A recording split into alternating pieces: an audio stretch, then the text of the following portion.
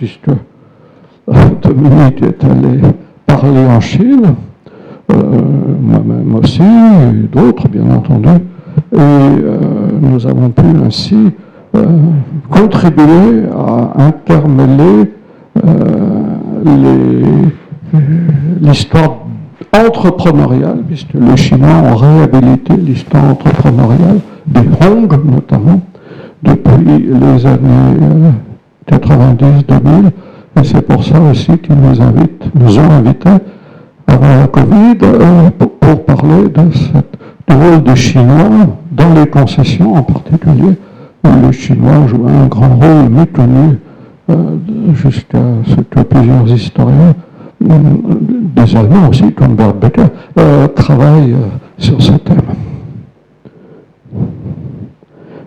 Évidemment, l'histoire qui est rassemblée ici est incomplète, parce qu'un certain nombre d'historiens n'ont pas participé à cette histoire. Mais un Canadien, il y a deux Canadiens, Pierre Lantier, un vieux pote, et plus jeune Samuel Saul, ont participé à cet ouvrage, et Samuel Saul, cher Dominique, consacre un chapitre à Dominique Barjot, si tu connais.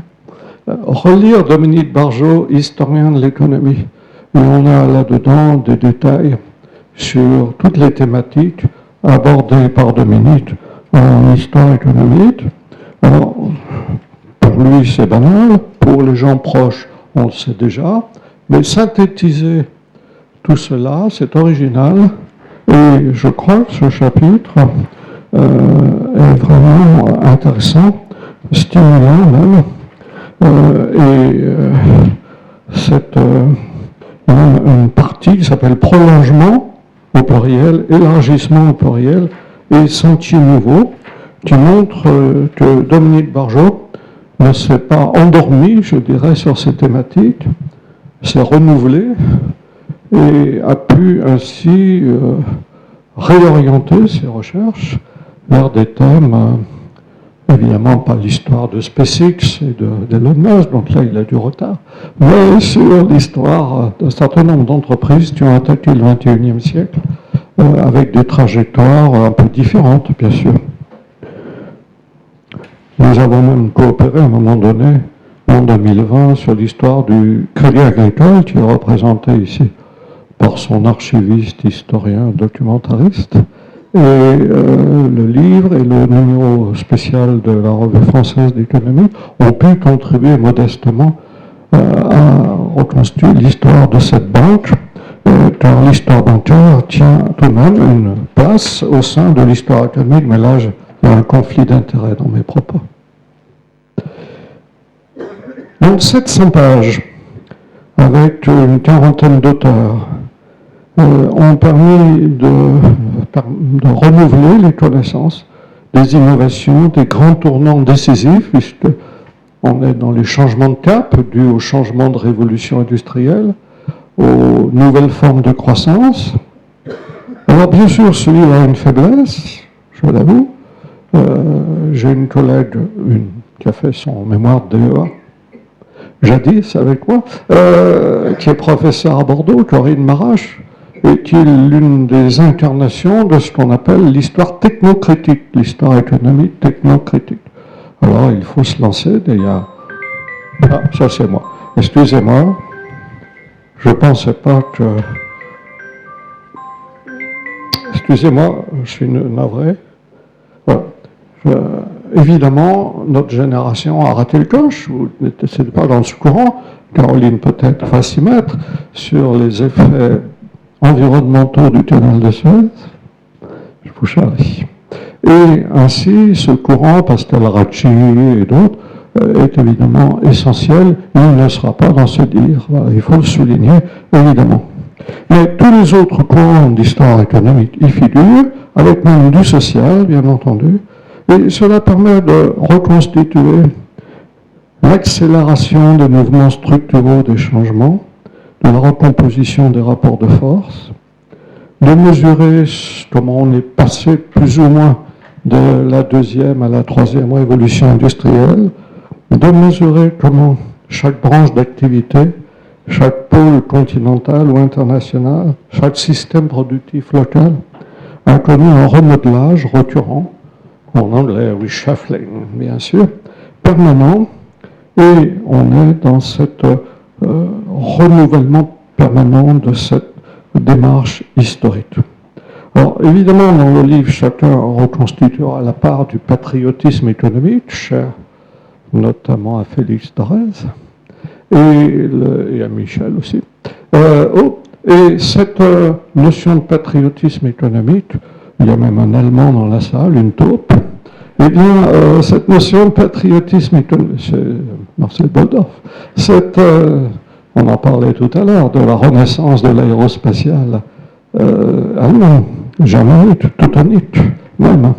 Eh bien, tout cela, évidemment, doit être interprété en quoi nos entreprises, on ne va pas commander un livre à Félix Thorez sur le sujet, et à Michel qui ont déjà fait 2-3 livres ensemble, en quoi nos entreprises ont contribué à cette notion de patriotisme économique. Donc, le livre, l'histoire économique en action, c'est aussi, je ne veux pas employer cette expression désuète, la mise en œuvre de petites patries, non pas outre-mer, ça regarde l'Académie, mais dans chaque branche d'activité, dans chaque filière et dans chaque région, bien évidemment. Alors, tout cela, toutes ces analyses, manquent au sein de toutes ces analyses, manque une réflexion sur l'échec. C'était à la mode il y a une dizaine d'années, l'échec en histoire, y compris Napoléon Bonaparte, numéro 3, cher Eric. Et l'échec, c'est-à-dire le syndrome, il y a des articles là-dessus, j'aimais bien en parler aux étudiants, le syndrome de la falaise, c'est-à-dire l'entreprise qui prospère et qui tout à coup s'effondre. On n'a pas ça en France. Maori, ça n'existe pas. Atos non plus. Et d'autres entreprises de ce genre. On a toujours de grandes entreprises puissantes. Et on a tous connu dans notre génération le célèbre Jack Welch, grand patron de General Electric, quand il y avait des livres, des articles, des conférences. Puis tous ces gens qui l'ont mis en valeur se sont retrouvés trahis par la chute de Jack Welch, aujourd'hui devenu l'un des symboles de l'hubris managériale. Et donc, ces aventures sectorielles découvertes dans parcourues dans cet ouvrage collectif sont révélatrices à la fois des parcours entrepreneuriaux et innovants, positifs, donc positivisme, dirait-on, pour ceux qui reconnaissent la validité de ce courant d'histoire ou d'historiographie. Et d'un autre côté, l'analyse des réorientations, des impasses, des remises en cause. Et il y a tout de même des gagnants dans tous ces articles, tous ces chapitres. Ce sont les archives des entreprises, les archives des ministères. Et donc, c'est pour ça que ce livre est un peu pesant, parce qu'il est riche en notes de référence, parce que chacun a voulu faire sérieux. Et je n'ai pas proposé ce livre à Flammarion ou à Perrin, où il y a des dames compétentes, mais des collègues me le racontent. Il y en a un dans la salle à qui c'est arrivé. Enlève toutes les références, supprime des paragraphes, etc. Là, on pèse dans les 700 pages, bien évidemment. Enfin,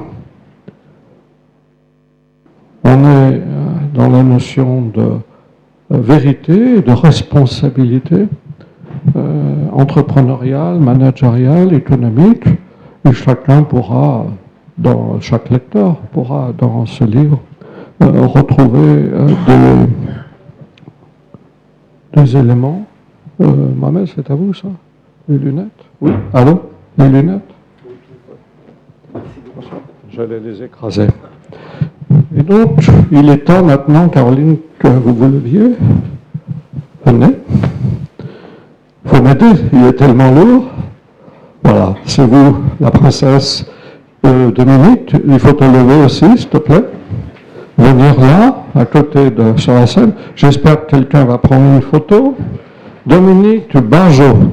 au nom de la République, des historiens économiques et des historiennes, nous te remettons cet ouvrage pour occuper la fin de l'automne et l'hiver dans tes lectures. Donc Caroline Piquet, moi-même, mais également Charles Senard, le patron genevois de la maison d'édition Drou, et une dame qui travaille dans Londres, qui est Melinda Taki, qui gère la mise en page et l'édition.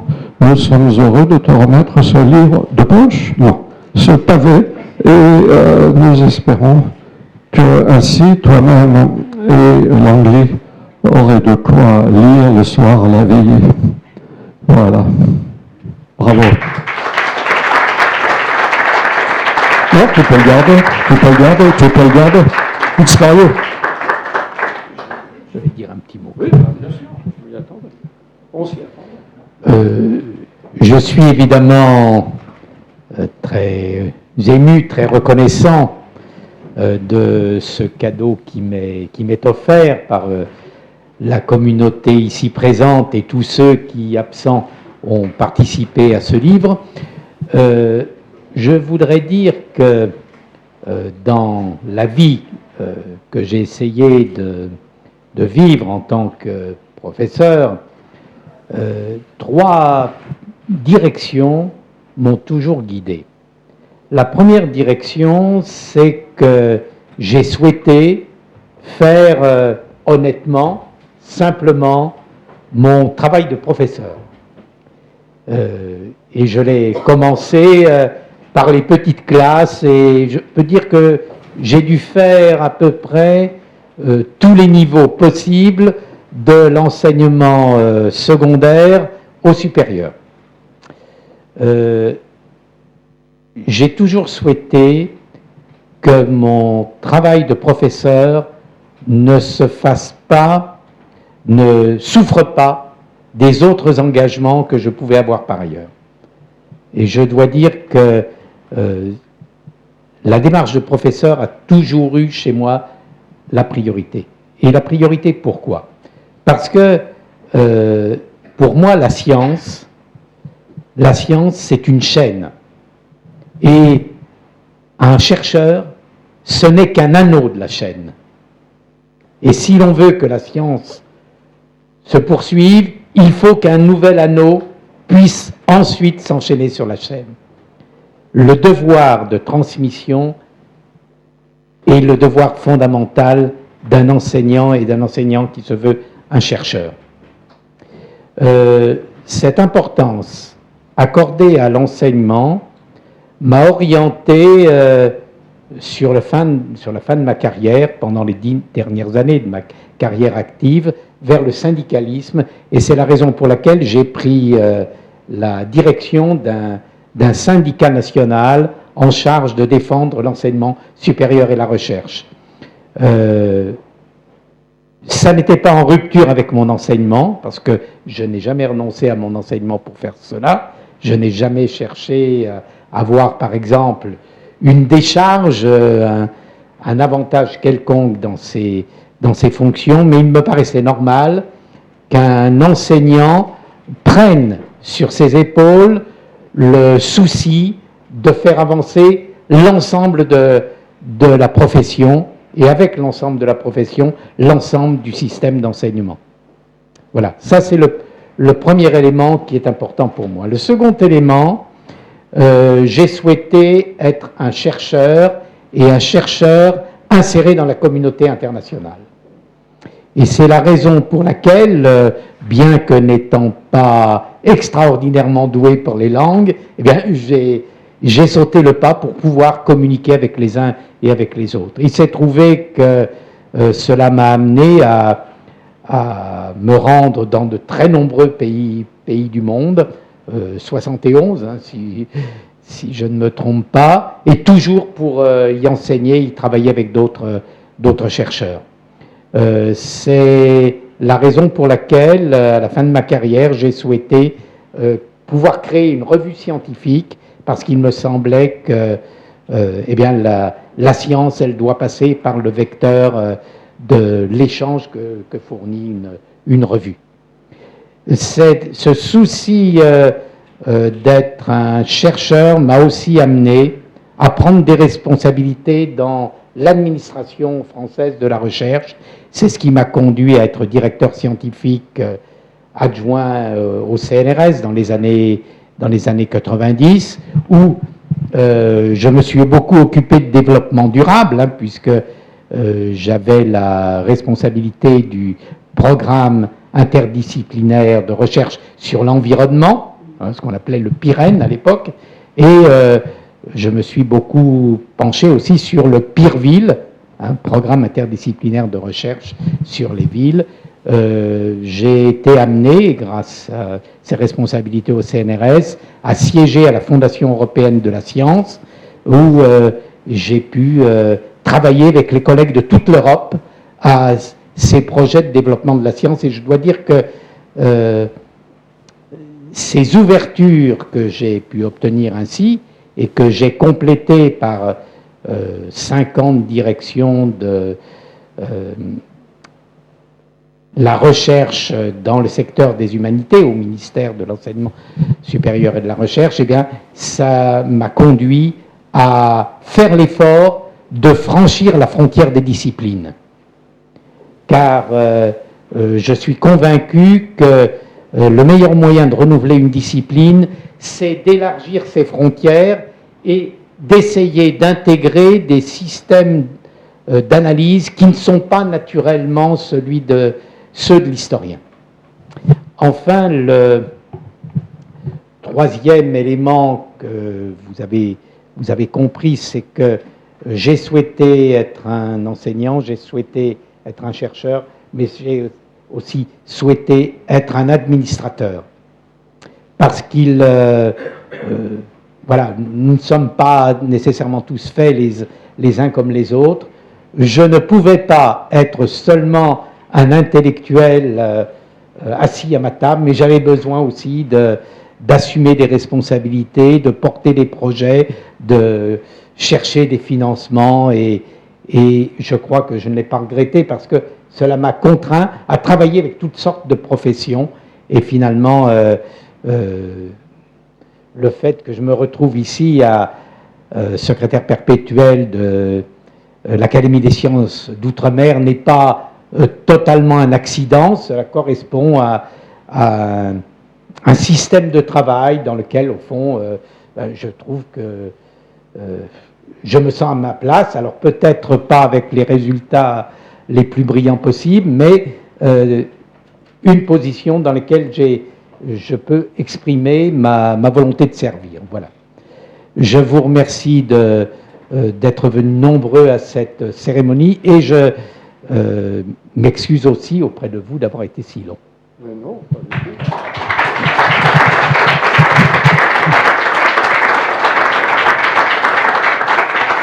Donc, un exemplaire est en train d'être dédicacé par les deux co-auteurs.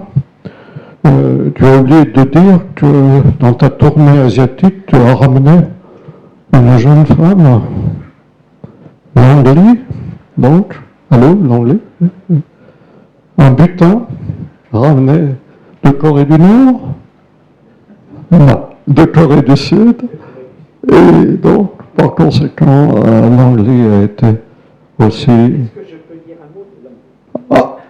là, c'est un secret. Je ne savais pas que le secret allait être révélé. Oui, vous avez compris que rien de ce que j'ai fait n'aurait pu se faire sans ma compagne, mon épouse, Langley Barjot. Et je voudrais insister sur le fait que si elle a toujours été derrière moi, elle a aussi construit une œuvre à elle, puisqu'elle est l'auteur d'une très belle thèse de doctorat qui a été publiée par les presses de Paris-Sorbonne, hein, sur l'histoire de la société de construction des Batignolles, une des plus belles entreprises françaises du XIXe siècle. Qu'elle est aussi l'auteur d'un livre sur le groupe Samsung, qui est une magnifique réussite entrepreneuriale, et qu'elle a aussi commis un livre sur le confucianisme comme système permettant d'expliquer les ressorts des performances des pays d'Extrême-Orient que nous constatons tous les jours.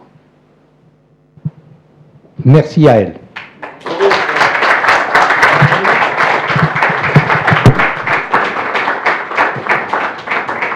Alors, j'espère avoir assez de livres. Je m'en donne au co-auteur, hein, bien évidemment, Jacques. Alors, ce jeune homme était avec moi au lycée. Depuis la 6e ou la seconde? Depuis la 3e. La 3e. Et ce fut une expérience à la fois enrichissante et parfois pénible.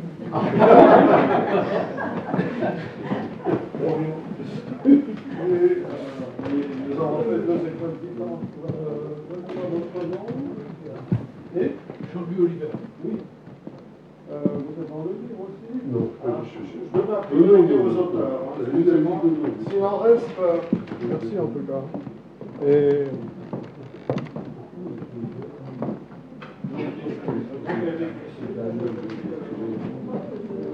vous êtes co-auteur, monsieur Pascal-Pénon? Je m'en ferai plus tard. Alors il va y avoir un pot ensuite. Mais l'Académie a une défaillance, il n'y a pas d'orchestre pour danser. Donc nous nous en excusons chaleureusement.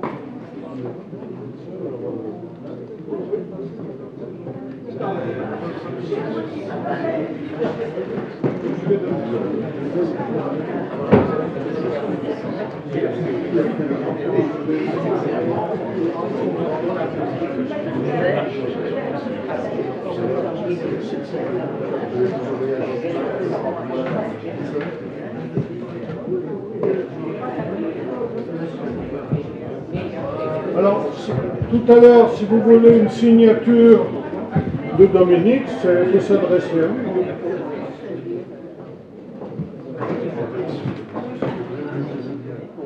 Quel auteur ou autrice n'a pas eu encore?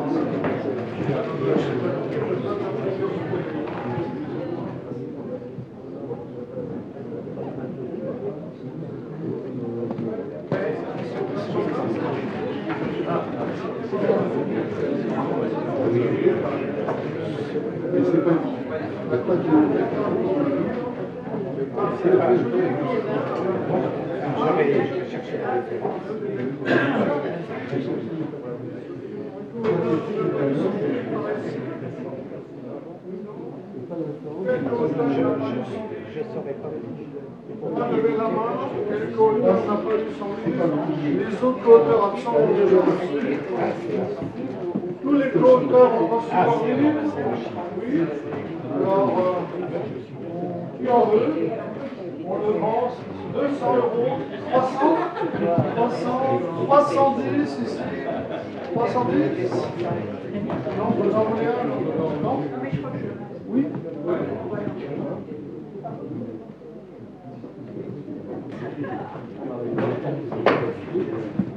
On va un second? Oui, si c'est possible. Alors, tu m'en restes.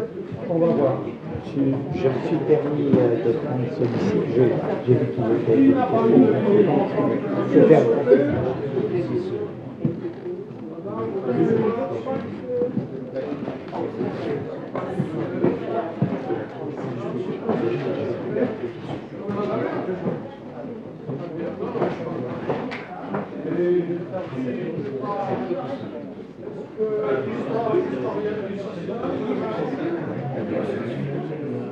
Attention.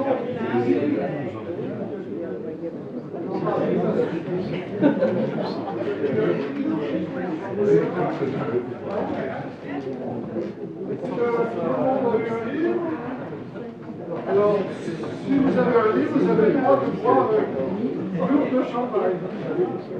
Seulement si vous avez un livre.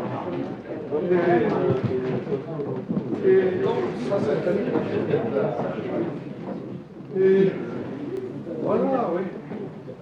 Alors maintenant, si vous voulez faire des photos avec Dominique, n'hésitez pas, Instagram, X. On va inviter les deux directeurs du livre à venir se joindre à nous quand même.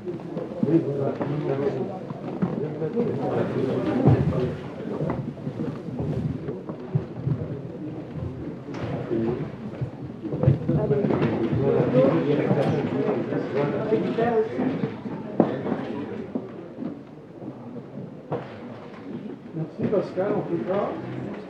Pascal représente le mutualisme, c'est-à-dire le crédit agricole SA, ici. Mais il y a des caisses locales de crédit agricole mutuel. Pascal Fesneau est un archiviste qui a le culot maintenant, depuis 2009, de gérer aussi les archives du Crédit Lyonnais. Ce qui fait qu'il y a un monde fou chez lui. Voilà, et la bande de l'Indochine, bien évidemment, et donc Indo-Suez, tout cela. Donc c'est en fait l'un des archivistes les plus puissants de la place, avec Marie Laperdrie, Valérie Marchal, notamment, bien sûr. En partie ce livre. Oui, oui, oui. Et donc, vive Pascal Fesneau, on peut l'applaudir, je crois. Voilà. Oui. Et je souhaite d'autant plus l'applaudir qu'il sait parfaitement que mon histoire personnelle est très liée à celle du Crédit Agricole. Par ton père, notamment. Sur plusieurs générations.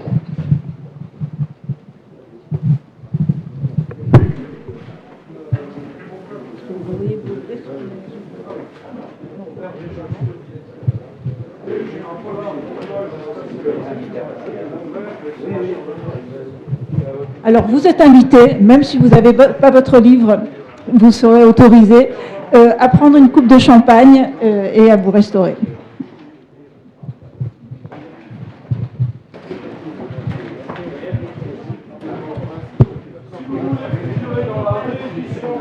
On a deuxième édition de l'histoire de France, il n'y a que 100 auteurs. 100 éléments traités. Il y a 60.